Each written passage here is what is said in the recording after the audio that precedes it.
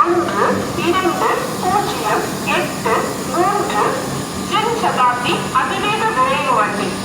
மயிலாடுதுறையில் இருந்து திருச்சிராப்பள்ளி, கரூர், ஈரோடு, திருப்பூர் வழியாக கோயம்புத்தூர் வரை செல்லும் வண்டி 1வது நடைமேடைக்கு இன்னும் சற்று நேரத்தில் வந்து சேரும்.